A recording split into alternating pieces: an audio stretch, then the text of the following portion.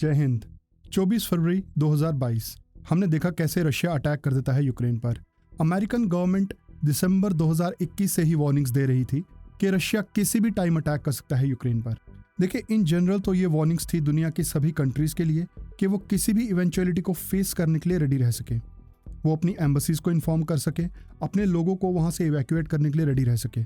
But in particular ये warnings थी United nation जैसी उन ग्लोबल एजेंसीज के लिए जो ग्लोबल ऑर्डर का एक क्रूशल पार्ट है, उस ग्लोबल ऑर्डर का जिसे अल्टीमेटली डोमिनेट खुद सुपर पावर अमेरिका करता है। अटैक के फौरन बाद ही अमेरिका, जापान, कनाडा, ऑस्ट्रेलिया और बहुत सी यूरोपियन कंट्रीज रशिया पर आज तक के सबसे स्ट्रॉन्ग सैंक्शंस लगा देती है, बट रशिया पीछे नहीं हटता। President Biden outlined his response to what he said was Russia's invasion into Ukraine. He used the word invasion. He said the swift and severe sanctions will be far beyond what the U.S. has done in the past. The sanctions, which again the White House are referring to as swift and severe, include cutting Russia's financial network off from the West. For our part today, the UK is announcing the largest and most severe package of economic sanctions that Russia has ever seen.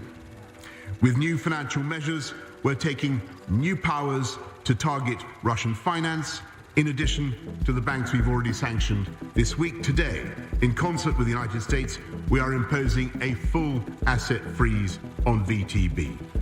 We will sanction members of the Russian parliament who voted for the illegal decision to recognize these so-called republics. We will ban Canadians from engaging in purchases of Russian sovereign debt. And we will apply additional sanctions on 2 state-backed Russian banks and prevent any financial dealings with them. देखिए, इस war को रोकने में तो global order fail हुआ ही, but इस failure का असर आप पर और मुझ पर भी हुआ।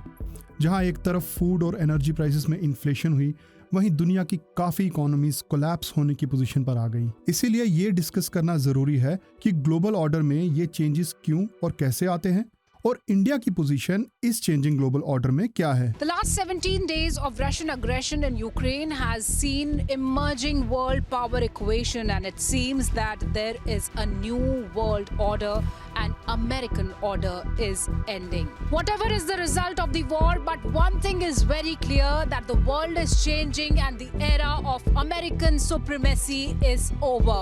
On Wednesday, the Russian foreign minister made his first visit to China since the start of the war in Ukraine, declaring that Moscow and Beijing will move towards a, quote, multipolar, just, democratic world order. And there is no return to the status quo ante, which I take to mean there may be no return to a US-led liberal world order as was created out of the ashes of World War II. At a meeting of the Business Roundtable this week, President Biden said, quote, "There's going to be a new world order out there. We've got to lead it. We've got to unite the rest of the free world in doing it," end quote. He said that the institutions that predominate today grew out of the 2 world wars of the last century. All these developments indicate only one global headline, that the new world order is taking shape, one where America's role is seriously under question. देखिए, present time की कोई भी situation समझने से पहले हमें यह समझना होगा कि एक ग्लोबल ऑर्डर होता क्या है। Over the history human race ने विटनेस किए कई वॉर्स। इन वॉर्स के विनर्स नए रूल सेट करते हैं और इन रूल्स से एस्टैब्लिश होता है एक ऑर्डर, यानी गवर्नेंस का एक तरीका। सेकेंड वर्ल्ड वॉर एक ऐसी ही घटना थी। इस वॉर से एस्टैब्लिश होता है US led international global order और अमेरिका बन जाता है दुनिया की सुपर पावर। वर्ल्ड वॉर 2 के बाद अमेरिका का सुपर पावर बनना सिर्फ इस बात पर डिपेंड नहीं करता था कि उसकी मिलिट्री स्ट्रेंथ पर मोनोपोली है, बट इस बात पर भी कि अब अमेरिका दुनिया का एक इकोनॉमिक सुपर पावर भी था। वर्ल्ड वॉर 2 के खत्म होते होते अमेरिका के पास था दुनिया का आधा जीडीपी, 80% वर्ल्ड के हार्ड करेंसी रिजर्व्स, वर्ल्ड के लार्जेस्ट गोल्ड रिजर्व्स, और उस वक्त अमेरिका बन गया था दुनिया में net exporter of petroleum products. देखिए, वर्ल्ड वॉर 2 के बाद नए ग्लोबल ऑर्डर को एस्टैब्लिश करने के लिए यूनाइटेड नेशन, IMF और वर्ल्ड बैंक जैसी ग्लोबल और स्पेशलाइज्ड एजेंसीज को बनाया गया। अमेरिका इन एजेंसीज पर डोमिनेशन की इंपॉर्टेंस जानता था, इसीलिए यूनाइटेड नेशन उसने बनाई न्यूयॉर्क में और वॉशिंगटन डीसी में बनाया IMF और वर्ल्ड बैंक को। ग्रेट इंडियन स्कॉलर और फिलोसोफर चाणक्य ने अपनी किताब अर्थशास्त्र में कहा था, कोश मूलो दंड, यानी राजा का पैसा ज्यादा जरूरी है उसकी फौज से। क्योंकि बिना पैसे के एक फौज को खड़ा करना, एक फौज को मेंटेन करना पॉसिबल नहीं है। देखिए, वर्ल्ड वॉर 2 के बाद अमेरिका एक पावरफुल पोजीशन पे तो था ही, बट उसे यह भी पता था कि उसकी पोजीशन और स्ट्रांग तभी बन सकती है जब उसकी करेंसी स्ट्रांग बने।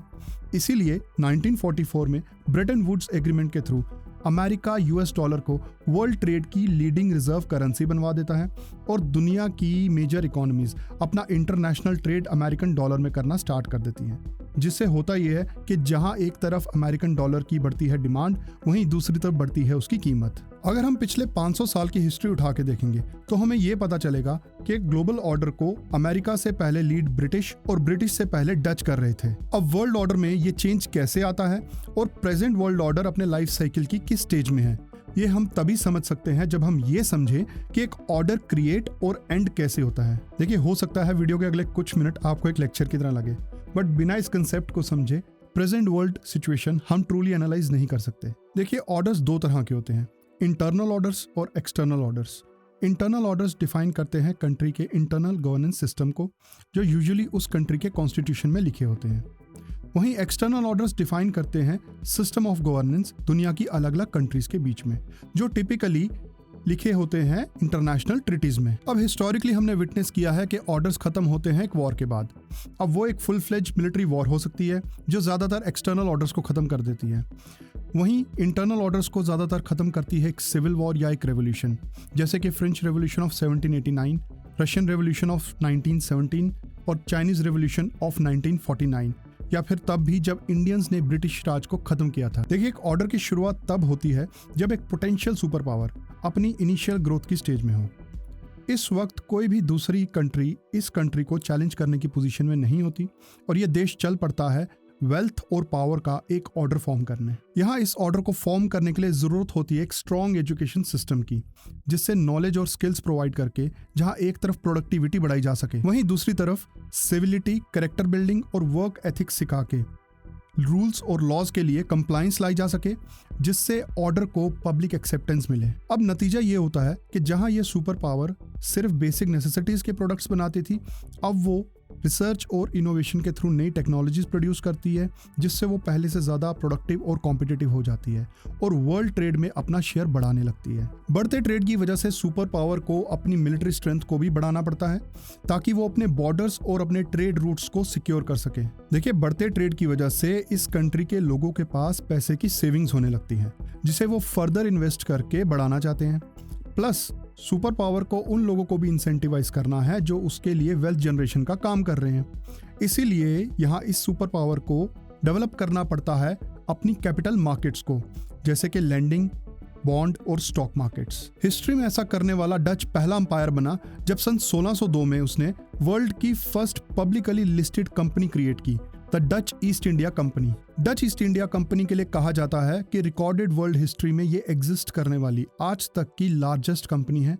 एक ब्रिटिश ईस्ट इंडिया कंपनी भी थी, बट वो बहुत बाद में आई। डच एम्पायर ने यहाँ एक और रिकॉर्ड बनाया जब उन्होंने इस कंपनी को फंड करने के लिए वर्ल्ड की फर्स्ट स्टॉक एक्सचेंज भी खड़ी कर दी। देखिए, मार्केट्स को डेवलप करने का एक नेचुरल कॉन्सिक्वेंस ये भी होता है कि सुपर पावर में वर्ल्ड के लीडिंग फाइनेंशियल सेंटर्स डेवलप हो जाते हैं, जो दूसरी कंट्री से कैपिटल यानी कि पैसे को अट्रैक्ट करने लगते हैं। डच के टाइम पर एम्स्टरडेम, ब्रिटिश के टाइम पर लंदन और आज यूनाइटेड स्टेट्स के टाइम पर न्यूयॉर्क वर्ल्ड का फाइनेंशियल सेंटर है। देखिए, अब यहाँ ये सुपर पावर वर्ल्ड की सेंटर ऑफ अट्रैक्शन बन जाती है और पूरी दुनिया में उसकी करेंसी की डिमांड बढ़ने लगती है। जहां एक तरफ सुपर पावर की ग्रोथ बढ़ रही है, वहीं दूसरी तरफ बढ़ रही है उसकी स्पेंडिंग्स, जिससे इवेंचुअली उसे बोरोइंग ज्यादा करनी पड़ती हैं उन पुअर कंट्रीज से जो ज्यादा सेविंग्स कर रही हैं। अब इसकी एग्जांपल हम देख सकते हैं 1980s के टाइम, जब अमेरिका बोरोइंग स्टार्ट कर देता है चाइना से, डिस्पाइट ऑफ द फैक्ट कि चाइना से अमेरिका का per capita income 40 times higher था और चाइनीज जो थे वो डॉलर में इन्वेस्ट करना चाहते थे, क्योंकि डॉलर वर्ल्ड का लीडिंग रिजर्व करेंसी था। देखिए, ग्रोथ के ट्रेंड में कोई डाउनवर्ड शिफ्ट ना आए और मार्केट में करेंसी की लिक्विडिटी बनी रहे, इसीलिए सुपर पावर को और करेंसी नोट्स प्रिंट करने पड़ते हैं। और ये साइकिल जब काफी टाइम तक यूं ही चलता रहता है तो एक ऐसी सिचुएशन क्रिएट होती है जिसे हम कहते हैं डेट बबल या फाइनेंशियल बबल। ये बढ़ती अर्निंग्स की वजह से सुपर पावर की वर्कफोर्स फाइनेंशियली इंप्रूव तो करती है, पर दूसरी कंट्रीज के कंपैरेटिवली वो ज्यादा अनअफोर्डेबल भी होने लगती है। इसका असर उनकी कॉम्पिटिटिवनेस पे भी होता है, क्योंकि अब वो अपने टाइम को अनप्रोडक्टिव चीजों में ज्यादा इन्वेस्ट करते हैं।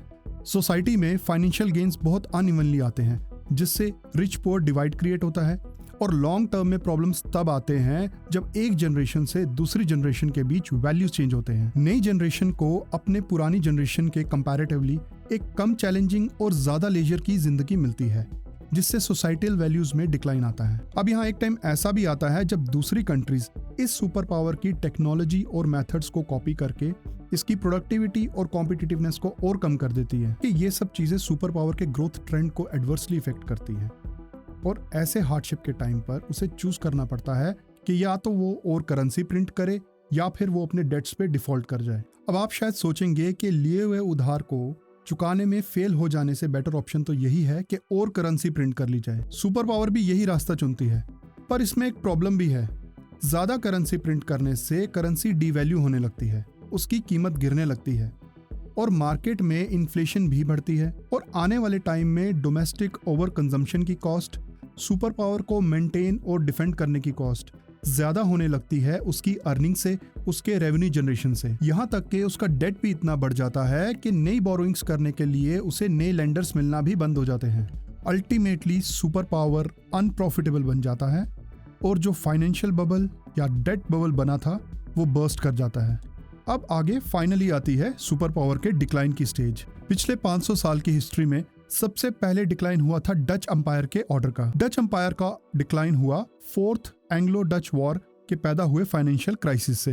वहीं ब्रिटिश एम्पायर जो था तो वर्ल्ड वॉर 2 के विनर्स में से एक, वॉर से क्रिएट हुए फाइनेंशियल डेट को पे नहीं कर सका, इसीलिए उसे सुपर पावर की पोजीशन से पीछे हटना पड़ा। यहाँ कुछ एस्टिमेट्स ये भी बताते हैं कि ब्रिटिशर्स वर्ल्ड वॉर 2 से क्रिएट हुए डेट को 2006 तक चुकाते रहे। Present super power America foreign Wars लड़ने में और 70 से ज्यादा कंट्रीज में अपने मिलिट्री बेसिस को सपोर्ट करने के चक्कर में ट्रिलियंस ऑफ डॉलर्स की फाइनेंशियल स्पेंडिंग्स कर चुका है और जिसकी वजह से कई बार डेट फाइनेंसिंग के साइकिल्स विटनेस कर चुका है। डिक्लाइन की स्टेज एक ऐसी स्टेज होती है जहां एडवर्स इकोनॉमिक कंडीशंस की वजह से गवर्नमेंट को फंड्स की बहुत शॉर्टेज हो जाती है, जिसकी वजह से मेजॉरिटी ऑफ पॉपुलेशन का लिविंग स्टैंडर्ड भी गिरने लगता है और इसी वजह से वेल्थ और वैल्यूज के बीच, पॉलिटिकल आइडियोलॉजीज के बीच गैप्स आने लगते हैं, जिससे अमीर और गरीब, अलग अलग एथनिक, रिलीजियस और रेशियल ग्रुप्स के बीच इंटरनल कॉन्फ्लिक्ट्स बढ़ने लगते हैं, जिससे सुपर पावर में क्रिएट होता है पॉपुलिज्म। पॉपुलिज्म एक ऐसी पॉलिटिकल मूवमेंट होती है जिसमें कॉमन मैन स्टैंड लेने लगता है एलीट क्लास के अगेंस्ट और टिपिकली इस टाइम पे सुपर पावर के एलीट और रिच लोगों के ऊपर टैक्सेस बढ़ने लगते हैं, जिसकी वजह से वो अपने पैसे को मूव करने लगते हैं उन प्लेसेस पे जो उन्हें लगता है ज्यादा सेफ है उनके पैसे के लिए, और ये ज्यादातर किया जाता है हवाला जैसे मीडियम्स के थ्रू।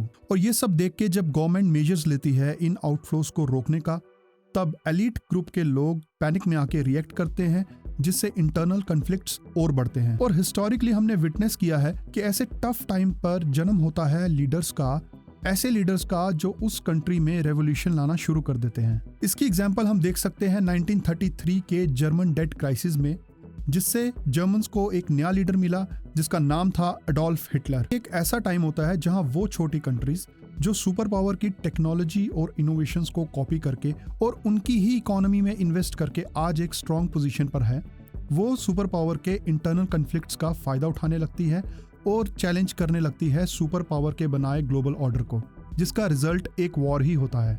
ऐसे टाइम पर सुपर पावर के बनाए ग्लोबल ऑर्डर का अल्टीमेटली एंड होने लगता है, क्योंकि अब वो सब जो दुनिया भर में उनकी करेंसी होल्ड कर रहे थे, वो सुपर पावर के इंटरनल और एक्सटर्नल कॉन्फ्लिक्ट्स को देखकर पैनिक में आ जाते हैं, सुपर पावर में अपना कॉन्फिडेंस लूज करने लगते हैं और अल्टीमेटली सुपर पावर की करेंसी से अपना पैसा वापस निकालने लगते हैं, जिससे गिरने लगती है सुपर पावर की करेंसी की डिमांड और साथ ही गिरती है उस करेंसी की वैल्यू। जिस करेंसी की ताकत से सुपर पावर ने दुनिया भर में अपना ऑर्डर एस्टेब्लिश किया था, वो ऑर्डर उस करेंसी के खत्म होने के साथ साथ ही खत्म हो जाता है। एक इंटरेस्टिंग फैक्ट आपको यहाँ ये भी बताऊं कि सन 1700 से दुनिया भर में जो रफली 1700 करेंसीज एग्जिस्ट की है, आज के टाइम पर उनमें से सिर्फ 20% ही एग्जिस्ट करती हैं। एक ऑर्डर कैसे बनता और बिगड़ता है थियोरेटिकली तो ये हमने समझ लिया, मगर इस कंसेप्ट को अगर प्रेजेंट ग्राउंड रियलिटीज के साथ रिलेट करके अगर हमने नहीं समझा तो फिर क्या समझा। देखिए, ग्राउंड रियलिटी ये है कि अमेरिका जितना अर्न कर रहा है उससे कहीं ज्यादा स्पेंड कर रहा है, जिसकी वजह से वो बोरोइंग्स भी ज्यादा कर रहा है और ज्यादा नई करेंसी प्रिंट करता जा रहा है। और जैसा हमने डिस्कस किया कि एक ग्लोबल ऑर्डर का एंड एक वॉर से ही होता है, और वर्ल्ड वॉर 2 के बाद जहां अमेरिका ने ओवरसीज मिलिट्री ऑपरेशंस तो बहुत सारे किए, बट कभी भी एक फुल फ्लेज मिलिट्री वॉर किसी भी कंट्री के अगेंस्ट नहीं लड़ी। बट अमेरिका और सोवियत यूनियन के बीच हुई कोल्ड वॉर एक ऐसा ओकेजन बन सकता था। देखिए, यहाँ ब्रीफली कोल्ड वॉर की बात करना जरूरी है, क्योंकि कोल्ड वॉर के बाद हुए इवेंट्स की वजह से ही आज हम यूक्रेन क्राइसिस फेस कर रहे हैं। 1947 से तकरीबन 1991 के बीच चली कोल्ड वॉर एक डायरेक्ट मिलिट्री वॉर ना होते हुए सिर्फ एक प्रॉक्सी वॉर थी, बट ये प्रॉक्सी वॉर भी दुनिया को न्यूक्लियर वॉर के थ्रेशहोल्ड पर ले आई थी। 1945 के बाद शुरू हुए अमेरिकन डोमिनेटेड ग्लोबल ऑर्डर को आगे चलकर सोवियत यूनियन चैलेंज करने लगा, जो उस टाइम पर एक पैरेलल सुपर पावर बन रही थी। अमेरिका और उसके वेस्टर्न अलाइज अपने ऑर्डर को डेमोक्रेटिक लिबरल प्रिंसिपल्स को फॉलो करके चलाते थे, वहीं सोवियत यूनियन डेमोक्रेटिक प्रिंसिपल्स के अगेंस्ट कम्युनिस्ट प्रिंसिपल्स को फॉलो करती थी। इसीलिए दोनों ब्लॉक्स के बीच में आइडियोलॉजिकल डिफरेंसेस थे। आगे चलकर जब सोवियत यूनियन अमेरिकन ब्लॉक को चैलेंज करने लगा, तब 1949 में अमेरिका, कनाडा और बहुत सी वेस्टर्न कंट्रीज ने सोवियत यूनियन के against North Atlantic Treaty Organization यानी कि नाटो को क्रिएट किया, और 1949 ही वो साल था जब सोवियत यूनियन ने अपना फर्स्ट न्यूक्लियर टेस्ट कंडक्ट किया था। अब इन दोनों बातों के बीच में लिंक्स तो आप जोड़ ही सकते हैं। 1949 के बाद कोल्ड वॉर भी अगले 4 डिकेड्स तक अप एंड डाउन्स के साथ यूं ही चलता रहा, और 1990 आते आते सोवियत यूनियन वीक भी पड़ने लगा और कोल्ड वॉर में हारने भी लगा। देखिए, 1990 तक नाटो फोर्सेस जर्मनी तक एक्सपैंड कर चुकी थी, और इसी साल फरवरी के मंथ में एक मीटिंग होती है the then US Secretary of State James Barker और सोवियत यूनियन के लास्ट लीडर मिखाइल गोर्बाचेव के बीच। इस मीटिंग में बार्कर गोर्बाचेव को ये एश्योर करते हैं कि कभी भी नाटो फोर्सेस का एक्सपेंशन जर्मनी से 1 इंच भी ईस्ट में सोवियत बॉर्डर्स की तरफ नहीं होगा।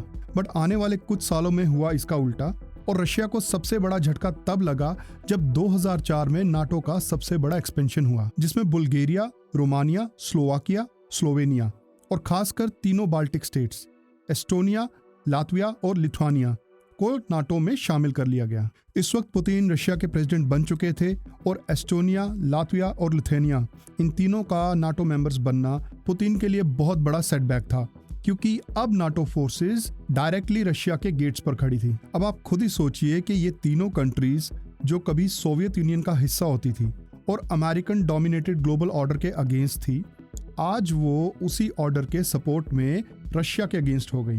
देखिए, इतने बड़े सेटबैक के बाद अब रशिया अफोर्ड नहीं कर सकता था कि उसके बॉर्डर्स पे नाटो का एक्सपेंशन और बढ़े। बट तीनों बाल्टिक स्टेट्स के बाद अब यूक्रेन रशिया के लिए नया चैलेंज पैदा कर रहा था। यूक्रेन और नाटो के बीच में कॉरेस्पॉन्डेंस तो 1992 से हो रही थी, बट 2008 में यूक्रेन और उसके साथ साथ जॉर्जिया ने फॉर्मली नाटो मेंबरशिप के लिए अप्लाई कर दिया, और उस टाइम जर्मनी और फ्रांस ने रशियन प्रेशर के अंडर इन दोनों कंट्रीज की मेंबरशिप्स को ब्लॉक कर दिया। यहाँ आपको नाटो का एक रूल भी बता दूं कि नाटो में नई मेंबर की एंट्री तभी होगी जब एग्जिस्टिंग मेंबर कंट्रीज सभी अप्रूव करेंगी। अगर एक भी कंट्री ने डिसअप्रूव किया तो नए मेंबर की एंट्री ब्लॉक कर दी जाएगी। 2008 के नाटो समिट के 4 महीने बाद ही रशिया जॉर्जिया को इन्वेड कर देता है, और आज भी जॉर्जिया का 20% एरिया रशियन मिलिट्री ऑक्यूपेशन के अंडर है। और जॉर्जिया के बाद 2014 में रशियन फोर्सेस यूक्रेन की टेरिटरी क्राइमिया को इन्वेड कर देती हैं, और पुतिन उसे ऑफिशियली रशिया का पार्ट डिक्लेयर कर देते हैं। और यहाँ पुतिन ब्लेम करते हैं अमेरिका को कि अमेरिका ने वादा खिलाफी की और लगातार नाटो का एक्सपेंशन किया ईस्टवर्ड रशियन बॉर्डर्स की ओर। और वहीं अमेरिकन्स कहते हैं कि रशियंस 1990 के जिस डॉक्यूमेंट के बेसिस पर बात कर रहे हैं वो सिर्फ मिनट्स ऑफ मीटिंग है, कोई ऑफिशियली साइंड मेमोरेंडम या एग्रीमेंट नहीं। और बदले में अमेरिका रशिया को ब्लेम कर रहा है कि रशिया ने यूक्रेन पर अटैक करके बुडापेस्ट मेमोरेंडम की वायलेशन की है, क्योंकि इसी मेमोरेंडम की एश्योरेंस पर यूक्रेन ने अपने न्यूक्स सरेंडर किए थे। और कुछ एक्सपर्ट्स का ये भी कहना है कि नाटो ज्वाइन करके यूक्रेन अपने ही कॉन्स्टिट्यूशन के बेसिक प्रिंसिपल्स के अगेंस्ट जा रहा है। वो प्रिंसिपल्स हैं प्रिंसिपल ऑफ नॉन कोलिशन और principle of future neutrality. Russian invasion of Ukraine पर आप अपनी ओपिनियन नीचे कमेंट करके ज़रूर बताएं, क्योंकि आप में से कुछ लोगों की ओपिनियन रशिया के सपोर्ट में हो सकती है और कुछ की ओपिनियन उसके अगेंस्ट। डिफरेंस ऑफ ओपिनियन हम सब में ज़रूर होगा, बट रैशनली स्पीकिंग दो बातें मुझे यहाँ बिल्कुल क्लियर लगती हैं। पहली कि Russian invasion of Ukraine is illegal, और दूसरी कि रशियन एग्रेशन रिजल्ट है, आउटकम है एक प्रोवोकेशन का। Russian invasion of Ukraine is illegal as per UN charter और एज पर बुडापेस्ट मेमोरेंडम भी, जिसमें रशिया ने यूक्रेन को अश्योर किया था कि रशिया यूक्रेन की सॉवरेनिटी और इंडिपेंडेंस को रिस्पेक्ट करेगा। और रशिया का यूक्रेन पर एग्रेशन रिजल्ट है उस प्रोवोकेशन का जो नाटो लगातार कर रहा है रशिया की तरफ अपना एक्सपेंशन करके, जिसे रशिया अपने लिए एक सीरियस सिक्योरिटी थ्रेट समझता है। रशियन यूक्रेन वॉर से ग्लोबल ऑर्डर में एक सिग्निफिकेंट चेंज आया कि जिस ग्लोबल ऑर्डर को कोल्ड वॉर के बाद से ही यूनिपोलर माना जा रहा था, अब कई एक्सपर्ट्स उसी ग्लोबल ऑर्डर को एक बायपोलर ग्लोबल ऑर्डर की तरफ शिफ्ट मान रहे हैं। और इस शिफ्ट में सबसे बड़ा चैलेंज बन के आ रहा है चाइना।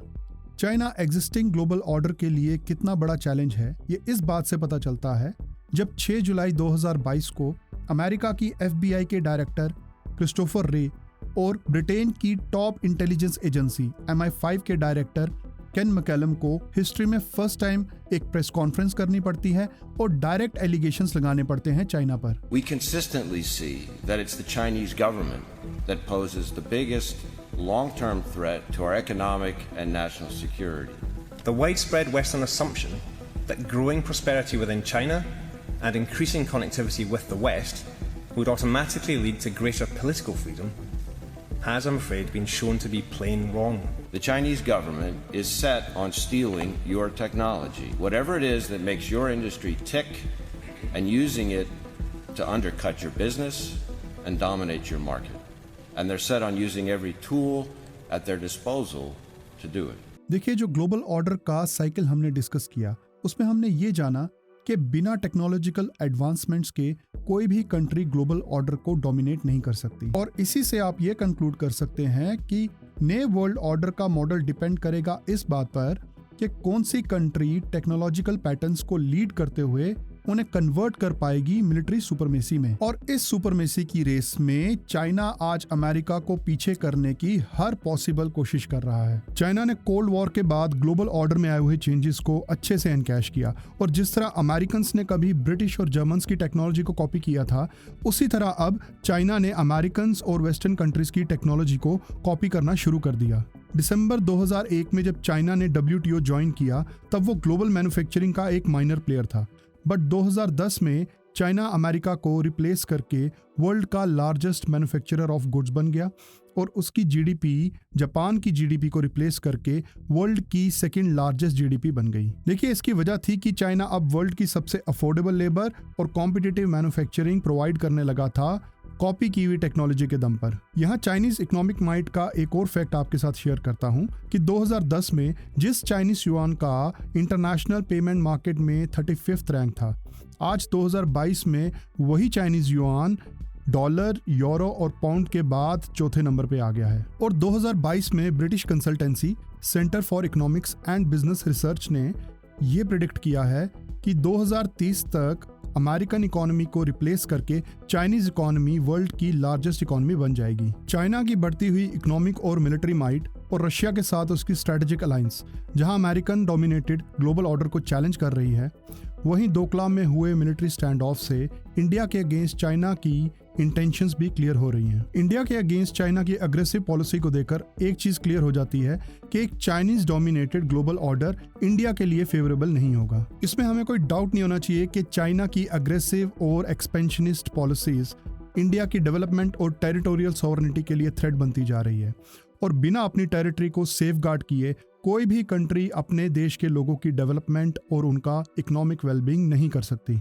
चाइना और पाकिस्तान के अलायंस को काउंटर करने के लिए और ग्लोबल ऑर्डर में अपनी पोजीशन और स्ट्रांग बनाने के लिए इंडिया ने जवाहरलाल नेहरू के टाइम से चली आ रही नॉन अलाइनमेंट पॉलिसी को अब मल्टी अलाइनमेंट पॉलिसी पे शिफ्ट कर दिया है। आज इंडिया और अमेरिका के बायलैटरल रिलेशंस जहां हिस्टोरिकली सबसे स्ट्रांग बताए जा रहे हैं, वहीं यूक्रेन क्राइसिस के बाद भी रशिया के साथ इंडिया के रिलेशंस पहले की तरह ही इंटैक्ट हैं, और यही बैलेंस इंडिया ने मिडल ईस्ट और यूरोप में भी दिखाया है। मल्टी अलाइनमेंट की पॉलिसी से इंडिया की पोजीशन आज ग्लोबल ऑर्डर में कितनी स्ट्रांग बनी है, इसका आइडिया हम इस बात से लगा सकते हैं कि जो अमेरिका रशिया से S-400 मिसाइल डिफेंस सिस्टम खरीदने पर टर्की पे सैंक्शंस लगा देता है, जो कि नाटो का ही एक मेंबर है, वही अमेरिका इंडिया के इसी मिसाइल डिफेंस सिस्टम को खरीदने के बाद इंडिया पे कोई सैंक्शंस नहीं लगाता। यहाँ तक कि यूक्रेन वॉर में इंडिया की एक सटल प्रो रशियन पोजीशन होने के बाद भी इंडिया को इस साल के होने वाले G7 समिट का एक स्पेशल गेस्ट इनवाइटी बनाया गया। देखिए, यूक्रेन क्राइसिस में इंडिया की सटल प्रो रशियन पोजीशन को हमें स्ट्रैटेजिक व्यू से इवैल्यूएट करना चाहिए, ना कि सिंपल लॉजिक से, क्योंकि जब भी बात देश की हो तब नेशनल इंटरेस्ट प्रिंसिपल से सुप्रीम होता है। स्ट्रैटेजिकली स्पीकिंग, एक अग्रेसिव रशिया अमेरिका और वेस्ट की प्रॉब्लम है, इंडिया की नहीं। और नाटो का एक्सपेंशन रशिया की प्रॉब्लम है, इंडिया की नहीं।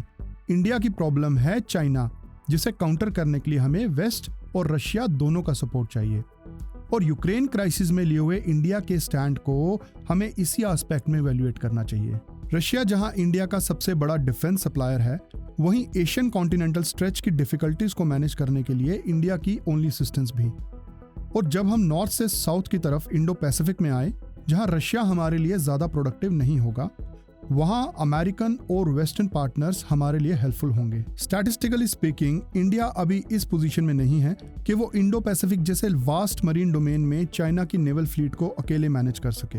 इसीलिए यहाँ अमेरिका और वेस्टर्न कंट्रीज की एक्टिव पार्टिसिपेशन जरूरी हो जाती है। वैसे वेस्ट के साथ इंडिया का ये सिक्योरिटी अरेंजमेंट एक वन वे नहीं बल्कि टू वे चैनल है।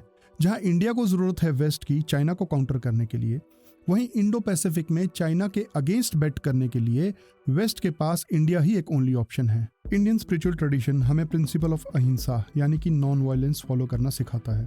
इसीलिए मैं प्रार्थना करता हूँ कि रशिया यूक्रेन में चल रही ये वॉर जल्दी खत्म हो। साथ ही में ये वॉर इंडिया के स्ट्रैटेजिक इंटरेस्ट के लिए भी बहुत डैमेजिंग है, क्योंकि जितनी लंबी ये वॉर चलेगी उतना ज्यादा ही चाइना और रशिया एक दूसरे के क्लोज आएंगे और उतना ही वेस्ट का ध्यान इंडो पैसिफिक और चाइना पे कम होता जाएगा। और इसके बाद अगर चाइना ताइवान को इन्वेड करता है तो यूक्रेन वॉर की वजह से हुई ग्लोबल सप्लाई डिसरप्शन से भी बड़ी डिसरप्शंस हमें देखनी पड़ सकती हैं और इसकी कीमत हम सबको चुकानी पड़ सकती है। आपको वीडियो इन्फॉर्मेटिव और एजुकेटिव लगा हो तो वीडियो को लाइक और शेयर करके और चैनल को सब्सक्राइब करके हमें सपोर्ट जरूर करें। धन्यवाद।